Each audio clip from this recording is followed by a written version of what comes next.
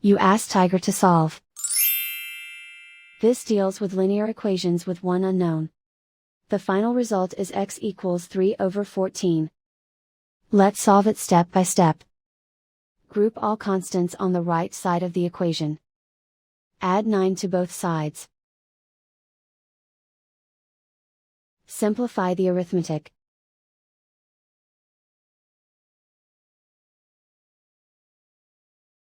Isolate the x. Divide both sides by 42. Simplify the fraction. Find the greatest common factor of the numerator and denominator.